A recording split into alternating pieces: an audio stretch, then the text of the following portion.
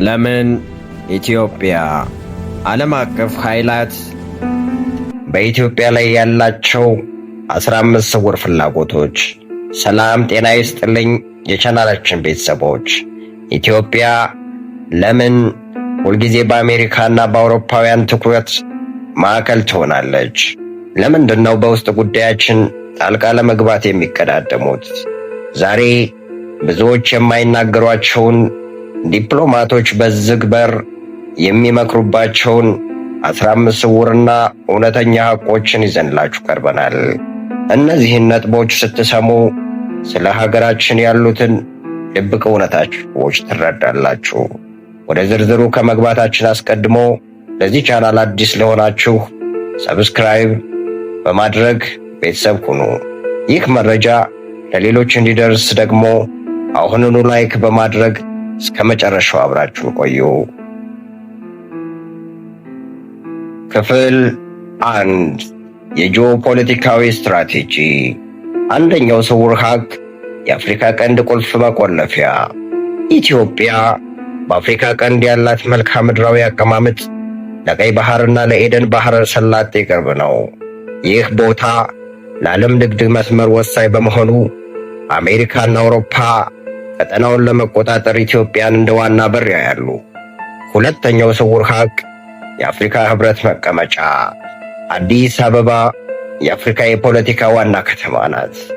አዲስ አበባና የአፍሪካ ህብረት ላይ ተጽዕኖ ማሳደር ማለት መላው አፍሪካ ላይ ተጽዕኖ ማሳደር ማለት እንደሆነ ምዕራባውያን ያውቃሉ። ሶስተኛው ስውር ሀቅ የጸረ ሽብር ዘብ አንከር ስቴት። በምስራቅ አፍሪካ የሚነሱ የእስልምና አክራሪነትን ለመግታት ምዕራባውያን ኢትዮጵያን እንደ ትልቅ ጋሻ በፈር ዞን ይጠቀሙበታል። አራተኛው ስውር ሀቅ የቻይና መስፋፋት ስጋት። ቻይና በኢትዮጵያ ግዙፍ ኢንቨስትመንት ተጽዕኖ ለመቀነስ አሜሪካና አውሮፓ ከፍተኛ ፉክክር ያደርጋሉ። ክፍል 2 የተፈጥሮ ሀብትና ኢኮኖሚ። አምስተኛው ስውር ሀቅ የአባይ ውሃ ፖለቲካ። ውሃ የወደፊቱ ዘይት ነው ይባላል። አባይን የሚቆጣጠር ምስራቅ አፍሪካን ይቆጣጠራል። ምዕራባውያን በግብፅና በኢትዮጵያ መካከል ባለው የኃይል ሚዛን ውስጥ እጃቸውን በማስገባት ጥቅማቸውን ያስከብራሉ። ስድስተኛው ስውር ሀቅ ያልተነካው የተፈጥሮ ማዕድን። ኢትዮጵያ ውስጥ እንዳለ የሚገመተው ወርቅ፣ ሊቲየም፣ ለኤሌክትሪክ መኪና ባትሪ የሚያገለግል እና የተፈጥሮ ጋዝ የኩባንያዎች ዓይን ያረፈበት ነው። ሰባተኛው ስውር ሀቅ ግዙፉ የገበያ መዳረሻ። ከ120 ሚሊዮን በላይ ሕዝብ ያላት ሀገር ለምዕራባውያን ምርቶች ትልቅ ገበያ ናት። ይህን ገበያ በራሳቸው ፍላጎት ለመቅረጽ ይፈልጋሉ። ስምንተኛው ስውር ሀቅ የአየር መንገድ የበላይነት። የኢትዮጵያ አየር መንገድ በአፍሪካ ቀዳሚ መሆኑ ምዕራባውያንን የአየር ክልሉንና የንግድ እንቅስቃሴውን ለመቆጣጠር ያላቸው ፍላጎት ይጨምራል።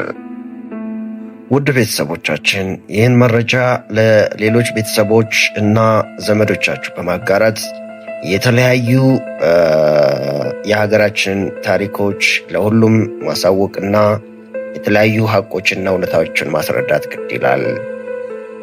ክፍል 3 ስነ ልቦናዊና ታሪካዊ ምክንያቶች።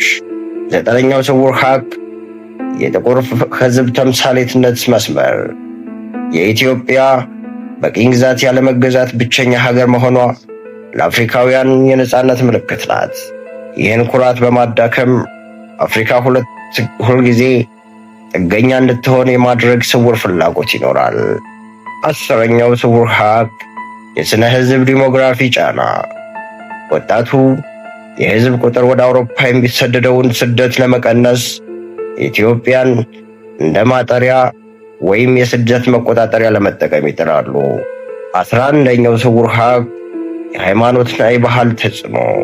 ጥንታዊቷ ኦርቶዶክስ ተዋሕዶ ቤተክርስቲያንና እስልምና በሰላም የኖሩባት ሀገር መሆኗ የራሷ ፊደልና የቀን መቆጣጠሪያ የምዕራባውያን የባህል ወረራ ግሎባላይዜሽን ለመቀበል እንቅፋት ስለሚሆንባቸው ጫና ያደርጋሉ። 12ኛው ስውር ሀቅ የግብርና ኢንቨስትመንት ላንድ ግራቢንግ። ለም መሬታችን ለወደፊቱ የምግብ ዋስትናችን ዋስትና እንዲሆናቸው ይፈልጋሉ። ክፍል 4 የዲፕሎማሲ ስልቶች። 13ኛው ስውር ሀቅ እርዳታን እንደ ፖለቲካ መሳሪያ። የሚሰጡት እርዳታ በሰብአዊነት ስም ይሁን እንጂ በስተጀርባ የፖለቲካ ታማኝነትን ለመግዛት የሚጠቀሙበት ገመድ ነው። 14ኛው ስውር ሀቅ የሰብአዊ መብት ካርድ። በሀገር ውስጥ ያሉ ግጭቶች እንደ ምክንያት በመጠቀም በፈለጉት ጊዜ ማዕቀብ ለመጣልና መንግስትን ለማስገደድ የሚጠቀሙበት ስልት ነው። 15ኛውና የመጨረሻው ስውር ሀቅ ቀጠናዊ ያለመረጋጋት። ኢትዮጵያ ጠንካራ ሆና ከመጣች ቀጠናውን ትመራለች። ምዕራባውያን ግን ከፋፍለህ ግዛ በሚለው መርህ ቀጠናው ሁልጊዜ በእነሱ ግልጋሎት ስር እንዲሆን ይፈልጋሉ። መደምደሚያና አጠቃላይ የስውር ሀቆች ማጠቃለያ። ከእንግዲህ ተመልካቾቻችን እነዚህ 15 ነጥቦች አሜሪካና ምዕራባውያን በኢትዮጵያ ላይ ያላቸውን ጥልቅ ፍላጎት በጥቂቱ ያሳያሉ። ሀገራችን ከእነዚህ ጫናዎች ወጥታ ራሷን ለመቻል አንድነታችንና ንቃታችን ወሳኝ ነው። ከእነዚህ 15 ነጥቦች መካከል እናንተ ይበልጥ የገረማችሁ የትኛው ነው? ከታች በኮሜንት መስጫው ላይ ሐሳባችሁን አስፍሩልኝ። ቪዲዮውን ከወደዳችሁት ላይክ፣ ለሌሎች እንዲደርስ ሼር ማድረጉንና በየቀኑ እንዲህ ያሉ መረጃዎች እንዲደርሷችሁ ሰብስክራይብ ማድረጉን አትዘንጉ። በሚቀጥለው ቪዲዮ እስክንገናኝ ድረስ ሀገራችን ኢትዮጵያን ይጠብቅልን። ሰላምና ጤና ከሁላችን ጋር ይሁን። ቸር ሰንብቱ።